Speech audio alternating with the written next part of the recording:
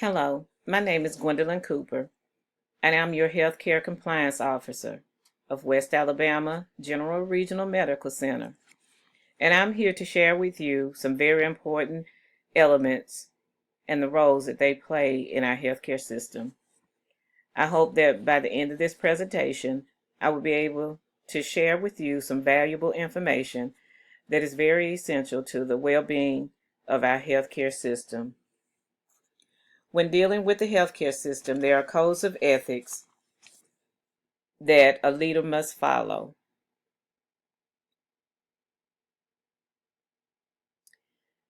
A leader will want to distribute power evenly between the caregiver and the patient. In order to achieve better results and fascinating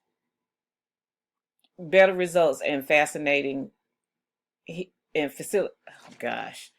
in order to achieve better results and facilitate healing, codes of ethics are presented at all levels of society, business, and individuals' behavior.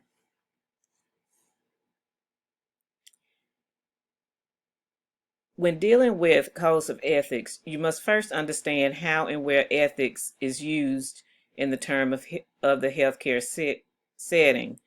The term ethics, per Bastelos 2013, refers to an academic study.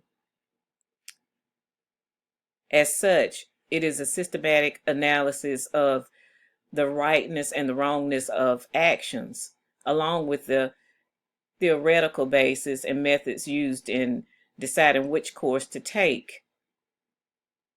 How people have in our culture, how people behave in our culture towards one another is based on his or her personal morals and on societal ethics as well. Ethical theory refers to a view about what makes actions or events right or good. And ethical theory gives general criteria for righteousness and identifies the right makings, features of actions and events. As people in our society is faced with ethical decisions, the right choices that has the best outcome or consequences.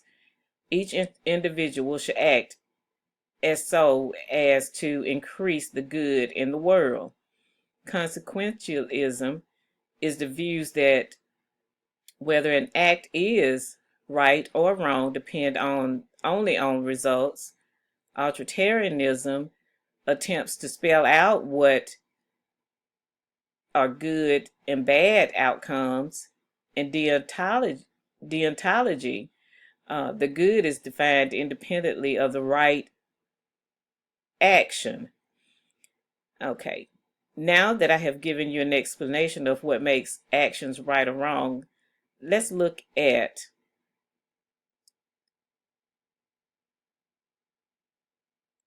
the principle ethics. When it comes to principles, a patient should always remember that they have the right to say so to treatment. Per Bastelos 2013, autonomy is the most dominant principle. Self-determination. Autonomy forms the rational for informed consents. With this principle, a person can accept and reject recommended treatment. Non-malfeasance is based on the do not harm theory. This is the general duty to avoid causing harm to others, either directly or indirectly. Beneficence is this principle guides health professionals to do good. And justice, simply defined as fairness, which is the fundamental principle for healthcare administrators and practitioners. to make resource allocation decisions. In today's society, the healthcare administrator has to take into consideration a number of factors and facts when making reasoned ethical decisions.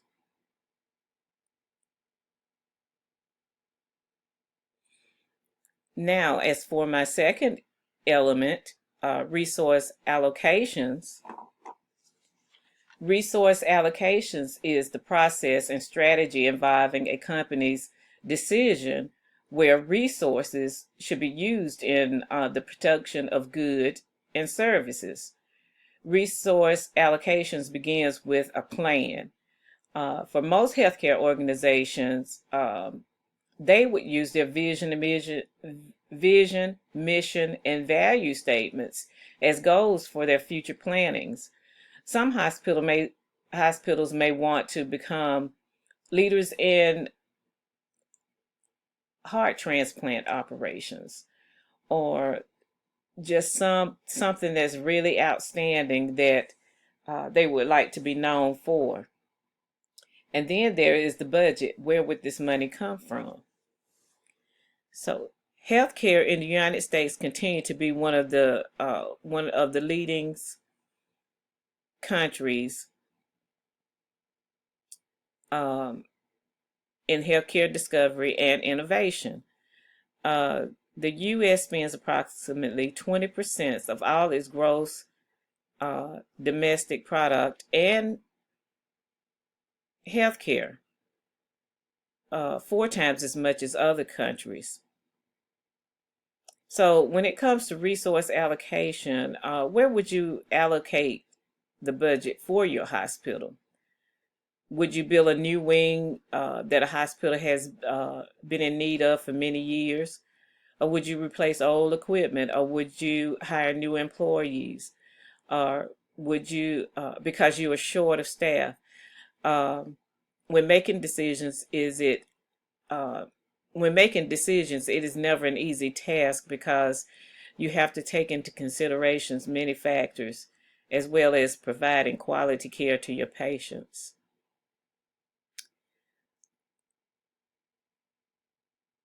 Klug 2007 states that problems have been going on for years in how to allocate healthcare resources. Because when resources are limited, the demand exceeds supply. That is when allocation becomes a problem. He also states that when resources are construed as social goods, allocations become competition between individuals based on their competing rights, or by evaluating which distribution would produce the greatest amount of good for the greatest number of people.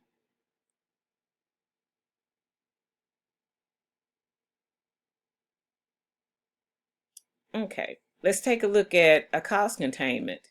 What is cost containment? And what is ethical resources?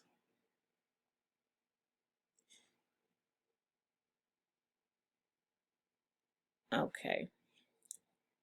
The Stellos 2013 escalating healthcare expenditures pose a variety of ethical and legal challenges when they are the result of legitimate services, and when they are the product of fraudulent and abusive physicians' conduct. The success of some of the major sectors of the economy is keeping costs within acceptable parameters, have thus far proven unattainable in healthcare.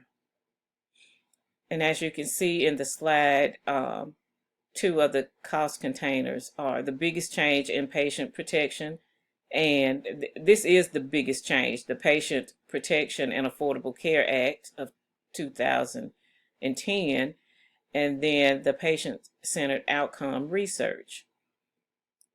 And then what is ethical resources? This is an allocation that will become very important in the near future for two reasons. One, the baby boomers, and then two, an increase in demand for healthcare services. Baby boomers are people between that was born between 1945 and 1964, where they're living longer and up in age. So this will become a problem in the near future.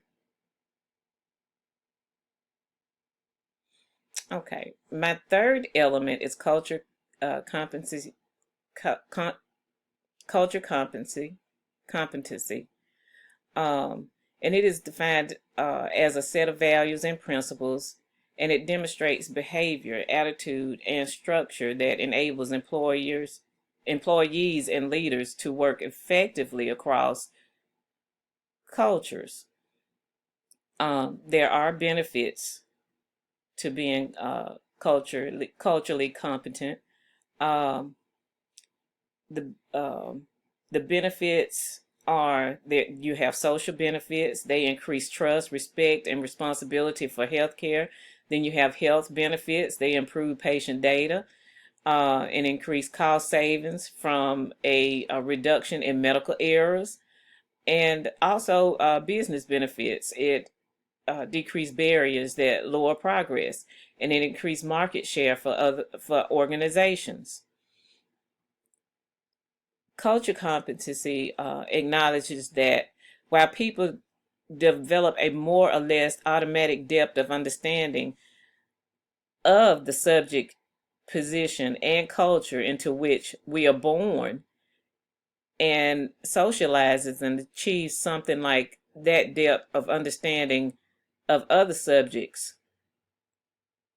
positions, and other cultures is far more difficult but not impossible. The process of gaining depth of understanding of subjects, positions, and cultures other than your own is the process of gaining various degrees of culture competency, while reaping the benefits that come along with learning how to become culturally competent. Health Research and Education Trust 2013 is where I got the information. Okay, let's look at a chart that I put into my PowerPoint is dimensions of diversity, and you have age, you have mental and physical ability and characteristics, ethnicity, gender, race, and then sexual orientation. And this helps us to identify cultures. And when you look at these dimensions of diversity outside the inner circle, we see things that affects us each and every day. But we may not necessarily acknowledge as diversity. Gloria Rogers. Okay. In the case of culture competency, as we will define later, these dimensions in combination with those in the inner circle presents a variety of dynamics that affect individuals and organizational performance. Historically, diversity, as it has been framed at times within a paradigm of compliance, the EEO affirmative action can be limited in the evaluation into culture competency. We can look at various dimensions as part of a continuum. This was health research. But as you can see, what we deal with on the outside dimension of our circle, of our diversity circle. These are everyday things that we deal with: communication, work style, marital status, work background, day, night shift, functioning level,